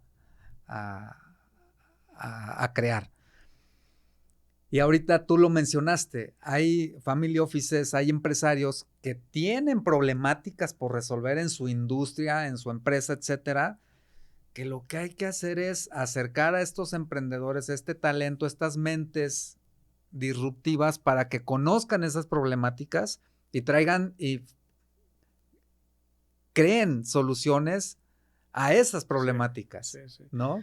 Y sabes que, y mucha humildad también, porque los tapatíos somos buenos y creemos que a veces somos buenos en todo. Y hay que saber que a veces un emprendimiento, un emprendedor, aunque sea incipiente, puede ser mejor que lo que tú puedas realizar internamente como compañía. Pero a veces queremos ser todos nosotros y no soltar, ¿no? Entonces, saber que, porque ha pasado muchas veces, presentamos a alguien, dice, no, mi equipo lo va a desarrollar, gracias. Te invierten tiempo, dinero, esfuerzo y regresan a decir, ¿sabes qué? No pudimos, mejor sí. Y en el Inter ya perdimos mucho tiempo y mucho dinero, ¿no? Con el emprendimiento. Entonces, hay que también saber dónde puedes beneficiarte de lo que ya existe. No todo lo tienes que crear tú. Entonces, bueno, eso creo que es un punto también medio controversial, pero creo que es importante hacerlo ver. Es necesario traerlos a la superficie para discutirlos y hablar más de esto, porque luego poco nos atrevemos a hablarlo, ¿eh? Sí. Poco nos atrevemos a ponerlo sobre la mesa y este punto de la humildad, en mi opinión, en todo el ecosistema, es útil y es muy benéfico para que el ecosistema prospere y florezca cuando sabemos que una solución va a ser mejor cuando la solución nace en la cabeza de todos, que de una sola persona. Se complementa y se va puliendo, ¿no? Sí, eso. Oye, qué maravilloso y qué padre ver estas perspectivas distintas de lo que haces hoy. ¿Qué sigue? ¿Qué sigue? Pues esto es un negocio de largo plazo, es un compromiso que yo hice con mis socios en 2018 cuando me invitaron. Llevo prácticamente 5 años del Fondo 1 y son fondos de 10 años. Entonces voy a la mitad del Fondo 1 y aquí lo interesante es que el Fondo 2 se empalma con el Fondo 1, entonces son como vas encadenándolos, ¿no? El Fondo 1 va empezando, el Fondo 2 va a la mitad, al menos los próximos 5 años para terminar el Fondo 1 y la mitad del Fondo 2 es lo que tengo ahorita en mi mente.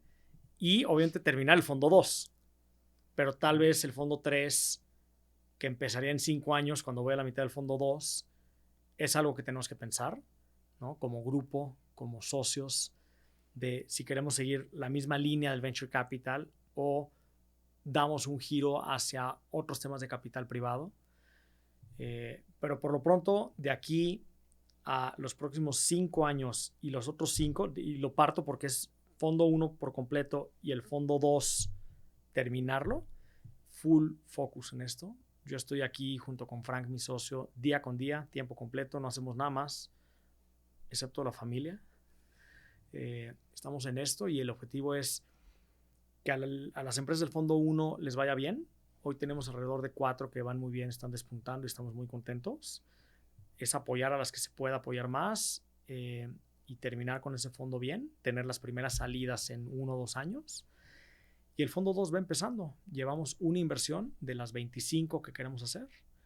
Estamos por hacer otra que ya aprobamos y ya se firmaron los primeros documentos para hacer el due diligence y que probablemente para finales de octubre la anunciemos, la segunda inversión. Y nos faltarían pues 23, ¿no? Y seguir buscando involucrar más gente que quiera conocer de Venture Capital para realmente lograr un impacto importante, no solo en México, sino en la región, que creemos que hace falta mucho. Entonces, el foco es eso, 100%. Oye, Javier, ¿alguna anécdota que nos puedas y nos quieras compartir de algún caso, de algún emprendimiento que has observado que te haya llamado poderosamente la atención? Que, wow, qué historia tan brillante, tan bonita. Sí, tengo varias, tanto de emprendimientos que no invertimos como aquellos que sí invertimos, porque a veces es difícil, no puedes invertir en todo, pero yo te diría que en general me gustaría compartirte 3 rápidamente. Una es un emprendimiento que conocimos nosotros a unos emprendedores en 2017, si no me equivoco. Yo todavía no estaba en la oficina, que los aceleramos. Después de eso, los ayudamos en un programa. Entraron a un fondo de Estados Unidos, una aceleradora. Cuando tuvimos el fondo, invertimos en ellos. Después entró Y Combinator, que es una de las aceleradoras más importantes a nivel mundial. Entró después de nosotros. Y es un emprendimiento que ha ido avanzando. Hacen una plataforma de salud mental online y están generando un impacto muy importante en la sociedad, no solo en México, sino en Latinoamérica, y eso nos encanta porque no solo es un negocio que puede generar un buen rendimiento, sino está generando ya un muy buen impacto. Entonces, eso nos encanta. Otro, y no quiero después no hablar de todos, ¿no? Porque luego se sienten, pero otro es un emprendimiento de un chavo que a través de tecnología, son 4 socios, están ayudando a las empresas de transporte de carga o que tienen flotillas o transporte a medir los hábitos de manejo de los conductores y que mejoren su forma de manejar para evitar accidentes y muertes, que es uno de los principales dolores que hay en la industria de transporte, y también eficientar la flotilla, menos gasto en gasolina, en frenos, etc. Entonces es un ganar, ganar, ganar. Y es una empresa que ha crecido desde que invertimos en ellos súper bien. Entonces estamos muy contentos. Y otra que, por ejemplo, estamos a punto de invertir en ella, es una empresa colombiana de criptografía post-cuántica. Ah, caray, a ver, ¿cómo? En pocas palabras, lo que están haciendo es ayudando a las empresas que hoy tienen su información encriptada, información de las empresas financieras, temas militares, temas de industria reguladas, ¿no? Salud, tienen su información encriptada para que los hackers no la puedan agarrar y usar. La encriptación que hoy tienen, voy a decirte las cifras en general, pero te tardarías 100, 200 millones de años en desencriptarla con la computadora actual. O sea, es imposible. Con las computadoras cuánticas que ya vienen y que están ya trabajándose, eso mismo lo podrás desencriptar en cuestión de horas. Entonces, hay un gran riesgo de que las empresas pierdan su información cuando llegue la computación cuántica. Lo que esta empresa está haciendo es, te está ayudando a migrar de manera a escala tus algoritmos y tu encriptación del estándar actual al estándar post-cuántico, cuando ya estén estas computadoras. Entonces, lo que hacen es esto que está vulnerable hoy en día, que hoy no te lo rompen, pero tal vez en unos años sí, lo cambias para acá, que cuando lleguen las computadoras cuánticas ya no esté frágil. Entonces, ese tipo de cosas ahora en el fondo estamos invirtiendo, ¿no? Ya muy, y bueno, sí suena como algo súper elaborado, ¿no? No, pero está Sí. interesantísimo. Sí. Sí, porque haces visible para mí algo que no me lo hubiera imaginado. Sí. En Eso eso está estamos padrísimo. hoy en día. Y bueno, muy, muy contento. Muchas otras anécdotas y también de inversionistas, de gente que ha llegado a nosotros de lo más random posible. Entonces, pues muy contento con lo que hemos hecho, con mucho también orgullo, lo decimos, de lo que hemos construido a lo largo del tiempo, pero sobre todo mucho compromiso de todo lo que nos falta por construir. Y en el caso de los inversionistas, pues ¿cómo se dice? Los gringos dicen como deliver, ¿no? O sea, de cumplir lo prometido, ¿no? Entonces, claro, mucho compromiso y mucho entusiasmo por lo que viene. ¿Cómo ves el futuro para los emprendedores en México? ¿En qué áreas ahorita tú observas que hay apetito para o necesidad de emprender? Mira, es una pregunta interesante, pero a veces no nos gusta lo que se ve muy así porque muchas veces moda, ¿no? Sí. Todo el mundo diría AI, sí, pero AI ¿en qué? ¿Cómo? ¿Cómo se aplica, no? A nosotros nos gustan los emprendimientos que resuelven problemas reales, aunque no sean famosos ni sexys, porque hay un negocio ahí, ¿no? Es como las taquerías. Es un negocio, la gente come, ¿no? Y no son nada elegantes a veces, pero son un exitazo. Solucionan. Lo que queremos es eso, soluciones disruptivas, pero que tal vez no sean las más flashies, ¿no? Las más llamativas. Obviamente a veces se empalma con lo que hoy hay. Estamos viendo temas de inteligencia artificial, obviamente, pero sí queremos que sea como la parte detrás, lo profundo, ¿no? No lo que está por aquí que brilla. Pero a ver, en general creo que la industria financiera todavía hay mucho campo para disrumpirla. En el tema de salud y tanto de acceso como de administración se necesita muchísimo. Digitalización de las empresas, procesos de manufactura avanzados, conexión de inteligencia artificial con Internet de las cosas para aprovechar toda la data que hay y cómo tomar mejores decisiones, temas del campo. Algo que no nos metemos nosotros, pero a mí en lo particular me encanta es todo el tema de alimentación, ¿no? Y cómo vamos a hacer que las millones de personas que sigan llegando a este mundo en un momento puedan estar bien alimentadas. Entonces, bueno, creo que hay muchas áreas. Yo te diría que el emprendedor debe pensar en el problema que quiere solucionar, porque la solución va a cambiar y va a evolucionar. El problema es lo importante y creo que hay problemas fundamentales en México y Latam que son muy obvios, ¿no? Cuando los ves y que nada más se necesita una forma creativa de llegarle o atinarle. Wow. La ética en la inteligencia artificial, por ejemplo, ¿no? Sí. Que también creo que va a ser un tema interesante. Sí, por ahí. Sí. A ver, nos has hablado y ahora me queda más claro un poquito de tu trayectoria y de dónde viene esta filosofía y pues estás rodeado de gente buena. Sí. En este caso, creo que ha sido fundamental, como ya lo mencionaste, tu familia, tu pareja, tu esposa. Sí.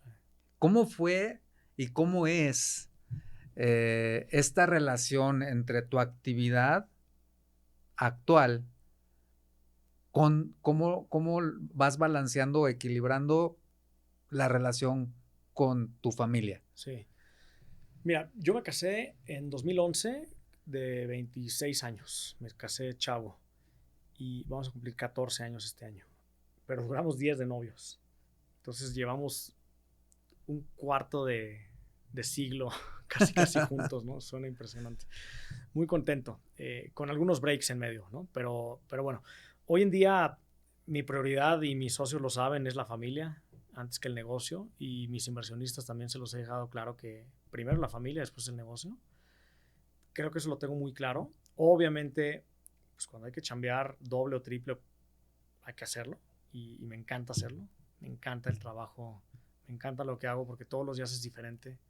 No me aburro. Al revés, a veces hay demasiadas cosas que no sé ni por dónde empezar.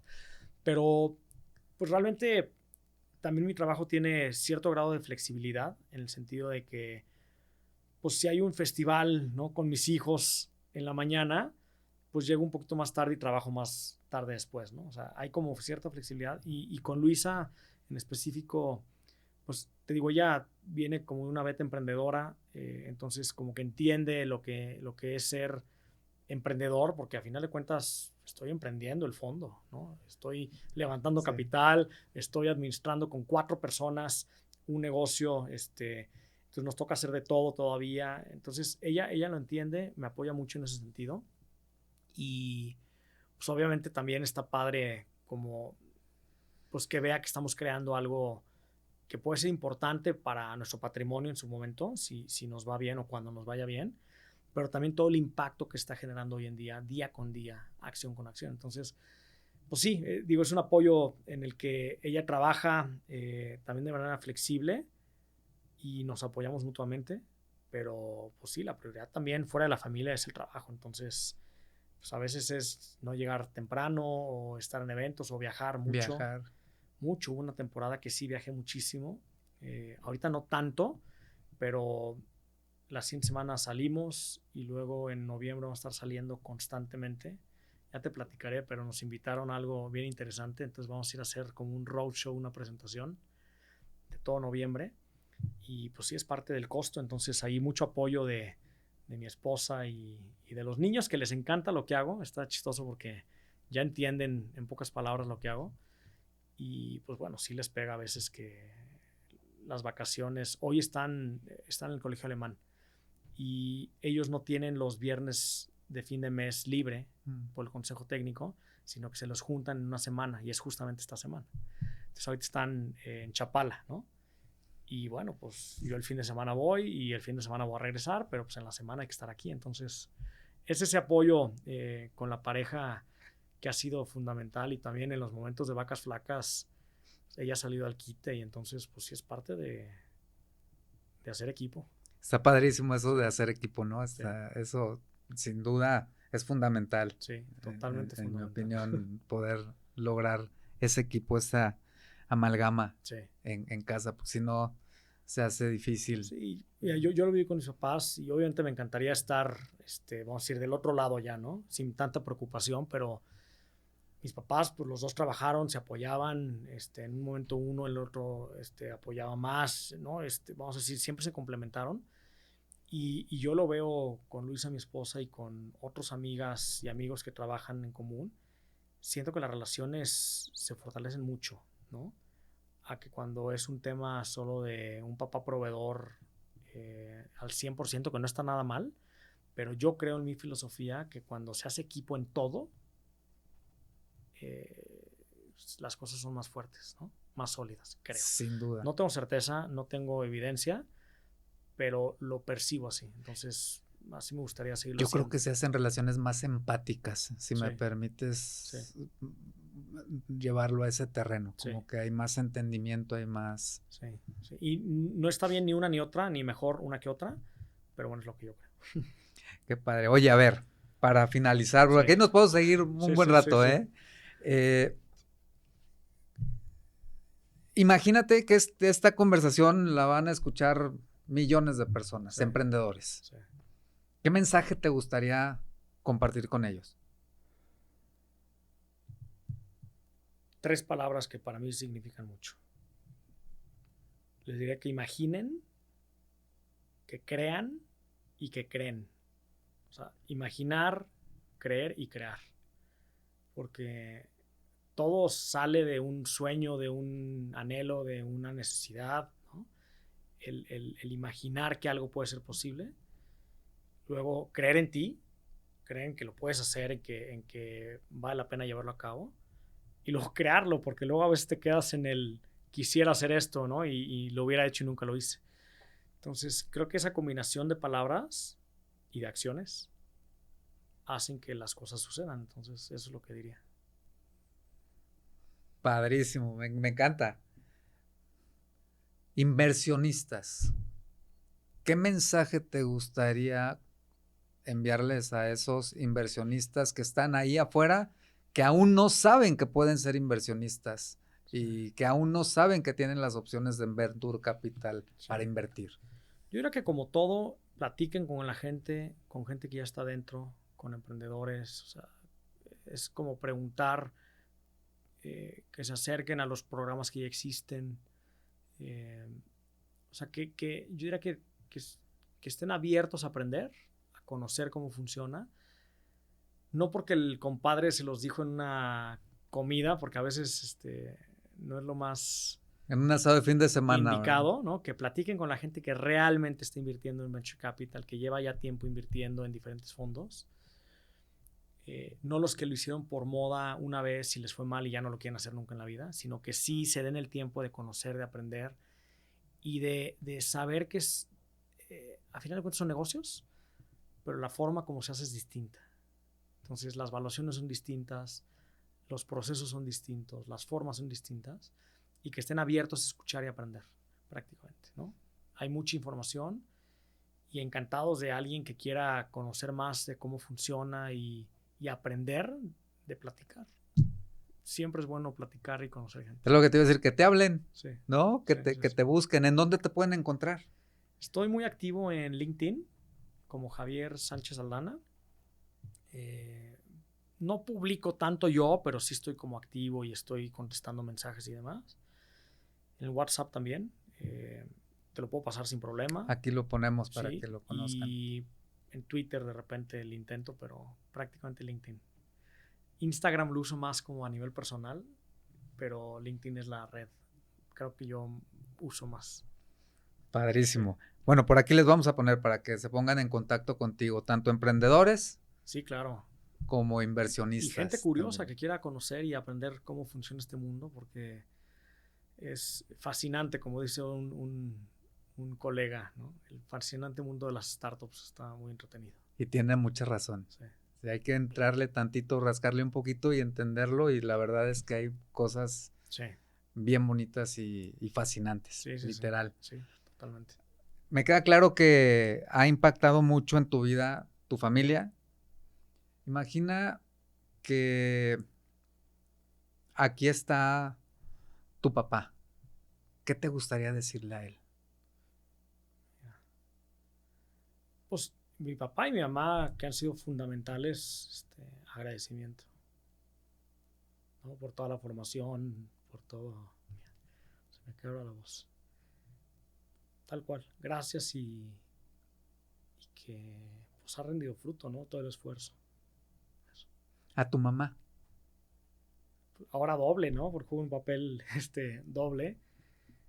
El apoyo que nos ha dado cuidando a los nietos de repente, ¿no? A mis hijos, el amor, el ser esa cohesión familiar, ¿no? El siempre buscar que estemos unidos. Pues también, gracias, ¿no? Creo que es lo más importante, hay que ser agradecidos. A tus socios. Sí. También por confiar en mí, por haberme dado la oportunidad de en 2018 entrar a esto, de confiar en el proyecto que propuse.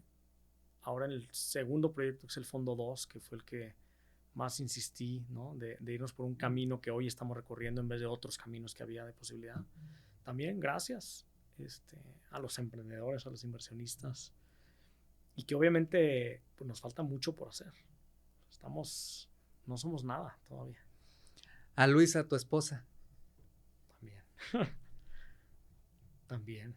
Gracias por ser ese pilar de la familia, por estar ahí, por aguantar, por creer, ¿no?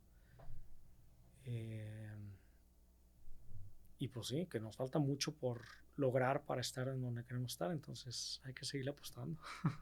¿A tus hijos? Pues que aprendan de los buenos ejemplos que tienen de mi papá, de mi mamá, de mi suegro, de mi suegra, ¿no? De nosotros como esposos. Les falta muchísimo por vivir y pues que yo diría que crean en ellos y que no se dejen influenciar ni presionar, porque está bien difícil, ¿no? La situación cuando vas creciendo como adolescente, que tengan muy claro pues que solo ellos y su gente más cercana y más querida son los únicos que van a querer como el bien, ¿no? Y que todo lo demás es superfluo. Qué bonito. Ahorita vamos a hacer un ejercicio ya para finalizar. Creo que va a estar padre. Sí. Déjale un mensaje a ese Javier del futuro. ¿Qué mensaje te gustaría decirle a ese Javier del futuro de 10 años? Cuando estés finalizando este segundo fondo. ¿Qué mensaje? O sea, pensando como... No sé, tengo como dos perspectivas, ¿no? De pensando de ahorita o pensando de allá, pero... O sea, el mensaje yo diría que sería, valió la pena, ¿no? Valió la pena pues, todo el esfuerzo, todo el camino recorrido, porque creo que voy a estar aquí por mucho rato, no solo en la vida me refiero, y ojalá, ¿no? Me refiero en el fondo y en la sociedad, ¿no? Que esto va para largo plazo y es así como lo hemos planteado los inversionistas, pero que sí, o sea, que tener la claridad de que todo lo que hicimos valió la pena y fuimos un motor de crecimiento económico para México y la región a través del fondo. Entonces, eso. Valió la Misión pena. cumplida, ¿no? Genial. Aunque siga mucho después de eso, ¿no? Pero estoy hablando como en este primer corte de 10 años. Padrísimo, Sí. padrísimo. Javier, muchísimas gracias. Gracias a ti, Pepe. Te agradezco no solo tu tiempo, sino la actividad que realizas. Gracias a ti. El esfuerzo que haces. Sé que no es fácil y sé que es una labor de mucho esfuerzo y alguien la tiene que hacer. Sí. Y estás literal en esas carabelas, vinieron a descubrir un continente y yo siento que es lo que están haciendo ustedes con esta iniciativa. Están en este ecosistema joven Sí. del Venture Capital, están tomando esta responsabilidad de ayudarle a la sociedad a entender cómo funciona este sistema. Y te lo agradezco. Te agradezco tu tiempo, tu amistad. Y pues nos vemos muy pronto para que nos platiques esas sorpresas. Sí. Gracias a ti. Pronto nos vemos de nuevo. No, y gracias a ti, Pepe, por esa cena que tuvimos. Hicimos buen clic y pues qué gusto que estás haciendo esto, también dando visibilidad, hablando con gente más allá de lo que se ve, ¿no? En LinkedIn o en cualquier otra entrevista. El profundizar en esos temas y en tocar fibras sensibles, sabes que no piensas a veces, ¿no? Y gracias porque estuvo muy padre y espero que le haya servido, que le sirva a toda tu audiencia. Que así sea. Qué Muchísimas gusto. gracias. Sí, gracias. Nos vemos muy pronto.